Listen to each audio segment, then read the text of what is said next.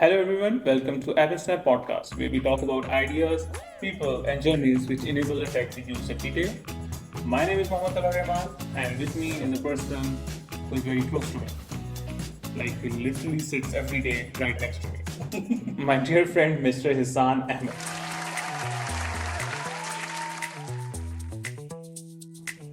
So Hissan, please introduce yourself and tell us about a little bit about your journey. Thank you very much, Talha, for having me. Hello to everyone in the audience. Well, my name is Muhammad Hissan Ahmed, and I have been part of Snap for approximately 3 years now. They were 3 months. Well, I am a project manager by my title, but my responsibilities also include account management and sales, demanding, different scenarios and different responsibilities from time to time. So you can say that I fill in a lot of gaps and also responsibilities as and when required. So, what kind of projects do you do? Like, tell us a little bit about your the past 2 years projects. All right. Well, the projects that I have been majorly involved in all revolves around infrastructure services. This is what my experience is. And when we talk about infrastructure services and cloud services, it includes the bare metal equipment which actually creates the tech foundation for any organization. The equipment which enables them to perform whatever tasks they do. For example, software development requires server storages, right, and the network, of course. So this is what infrastructure is. So Okay, basically for banks and like different government yes, organizations. so my majorly my clients have been commercial banks, different public and private organizations.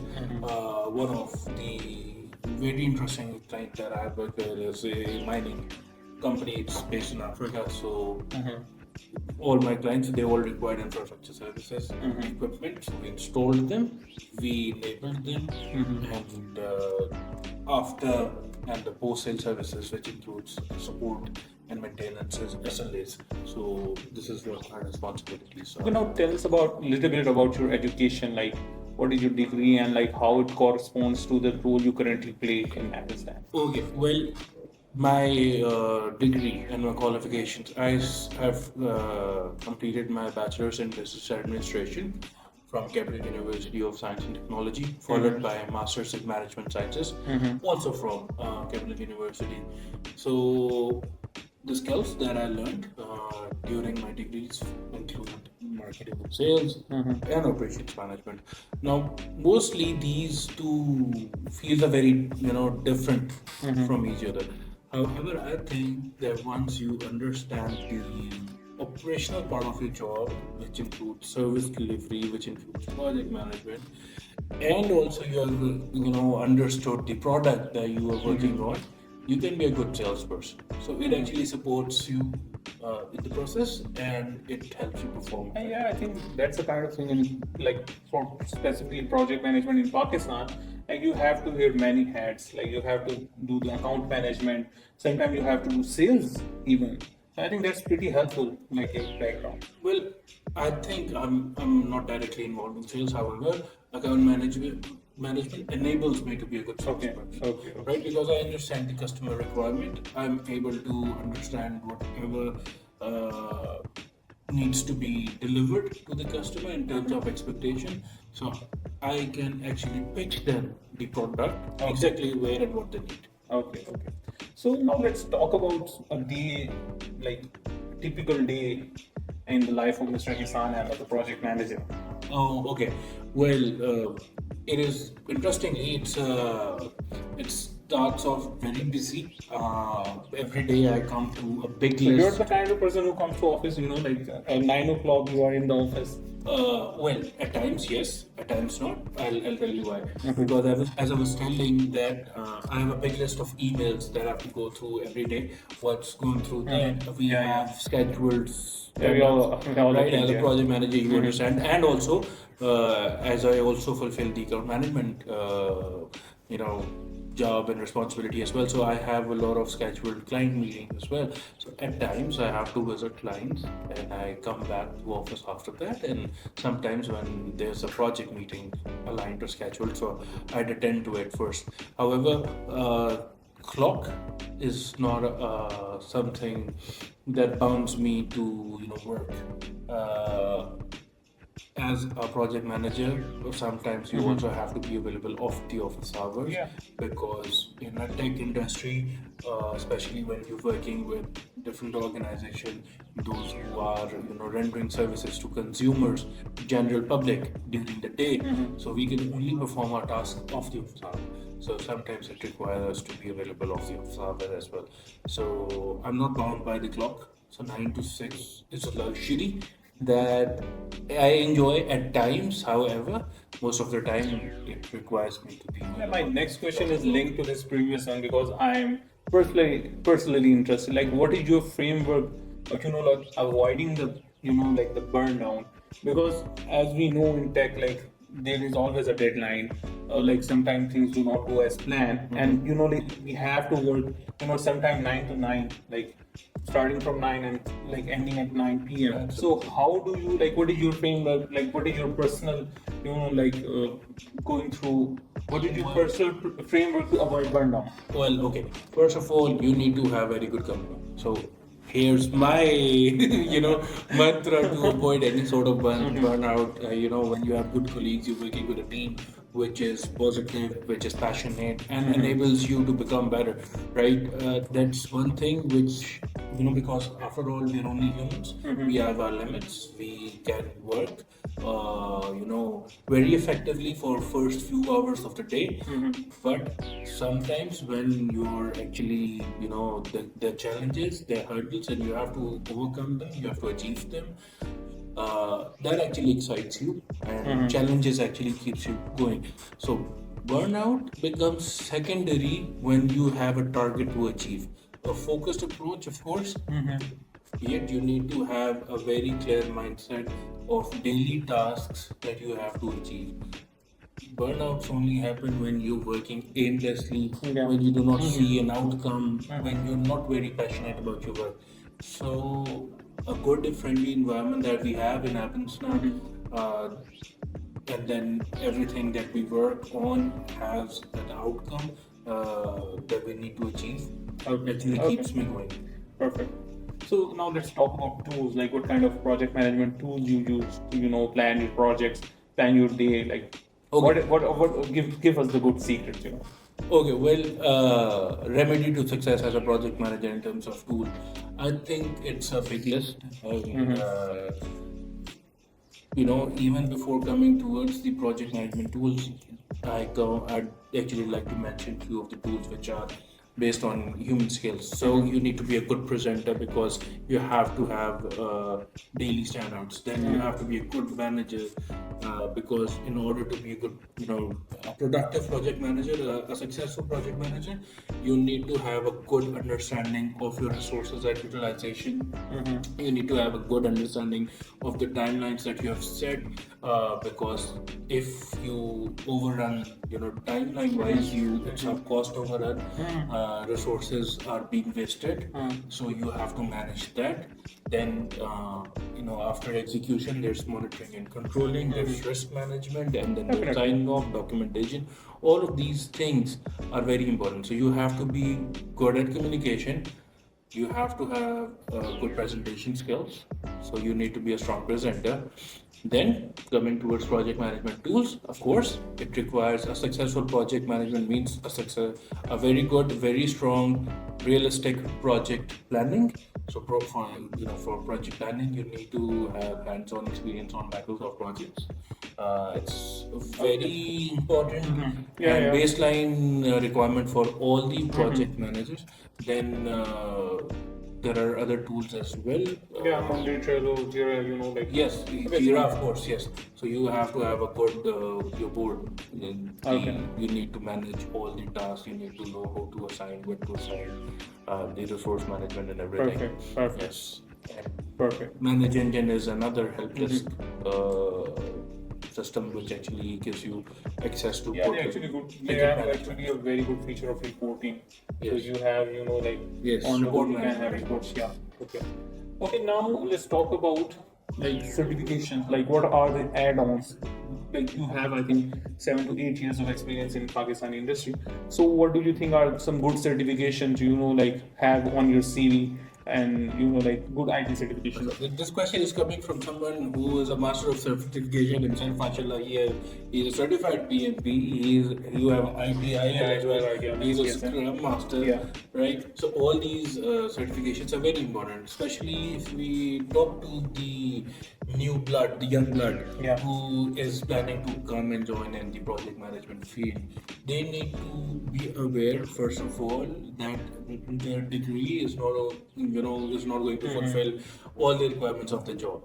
So they're talented, they're young, they're of course going to, get a spot in an organization and as a starter. However, to be successful, to further progress in the role, certifications plays a vital Yeah. role. And I think currently Pakistani, like not Pakistani, but overall world, right? It's very competitive. So you have to have, latest certification to you be Of course, on par. because there's a limit that university Yeah. education can, the experience and the Mm-hmm. learning that it will give you. Okay, So okay. the certification actually engages you in the real-time scenarios.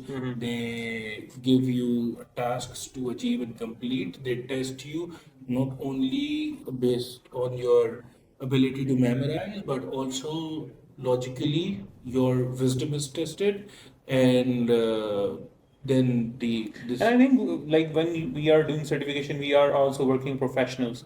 So as a working professional, it's very easy for us to apply what we have learned and make sense of things because now we have the experience to do things. Absolutely, So you yeah. can only acknowledge the importance of certification when you are actually in the practical world. So Perfect. you would understand each and every, as you said, that you are doing that and you're implementing what you've been taught. So that actually gives you or leverages the level of understanding and the growth.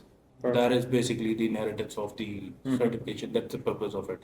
Okay, so what advice would you provide to a person who is starting in this project management field in 2025 and wants to make a career out of it? Okay, well, if you are hired as a junior project management associate or in a PMO office as a project coordinator, so start off with the small projects, develop understanding of the scope of work. Once you have understood that, you need to develop a project plan, or if there's an already developed project plan, you need to memorize it, understand it, some, so that you know that you have clarity on what are the critical phases, steps in the project plan, and that needs to be achieved. Understand the importance of project timeline. Then, going forward, you need to achieve and attain certifications, which further will, improve your skill set, which will enable you to perform better at your work. And I think people misunderstand about one thing about project management is like a lot of other fields and a lot of other, like designation, they do play a role of project manager in their field. And if they translate that experience, because a project manager is mostly a senior person, like you have to have 3 to 4 years of experience to be At least. yeah, because he is the person who is the most accountable and the most responsible person on that project. So you can translate the experience of your current, your current, what do you say, job. Or, job responsibilities or JD or Okay. your whatever you have been involved. Okay, well, your statement's quite right, because an experienced project manager defines things from his wisdom and experience side. He already knows that what the project requirements are. So it's very close to the technical leads. Uh, One project may have multiple technical leads, but always has one senior project manager. Yeah. Or the Only one project manager.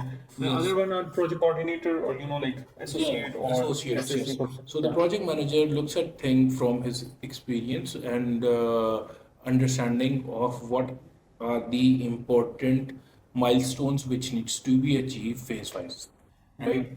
And he does not miss on his targets. because he understands at the end of the day, if it's anyone's failure, it's the project manager's Yeah. failures. And he's the one getting Yes, blame. Yeah. yes, of course. It's not only about blame, because it is his job to understand that what failure may come, what are the risks. So he needs to first of all monitor the progress, monitor any risk, and anticipate it. And once he knows or she knows that these are the risks that we may face tomorrow, needs to mitigate beforehand. Well, don't you think it's a thankless job, like being a project manager? I think we should, yeah, like tell young people it's not an easy one. So if you're planning to become a project manager, I think that's your warning call. What do you say, San? Well, of course, I am in this role, so I would say that it is challenging, but it is very interesting. It is exciting also. So you get to work with different set of people. You work with multiple teams, so your overall networking grows. It also enables you to use resources wisely. Your overall productivity for yourself improves and increases. As you move along, you actually develop yourself with the time and with the experience. So eventually, you start liking it. And a good project manager is always a good account manager because he's liked by the client and the customer. He's trusted by the clients and the customer. It's become more easier for you to be liked by customers and client, and be a strong account manager if you're a good project manager. Now, this is something which these two domains are completely different. However, it only makes sense if you experience it. I'm in such a role where I have been involved, in previous job as well as a project manager or a service delivery manager. So actually work very closely with the clients and customers. So it enables you to win their trust easier than starting from You're the the one scratch. doing the job. Like they have to trust Yes. you. So they've seen your work. Yeah. They've seen how sincere and how capable you are, and the amount of efforts you put in. All right, so this wraps up this episode. So thank you so much, Hassan, for coming on this podcast and sharing your valuable feedback. And guys, please give us a like and subscribe to our channel. Allah Hafiz.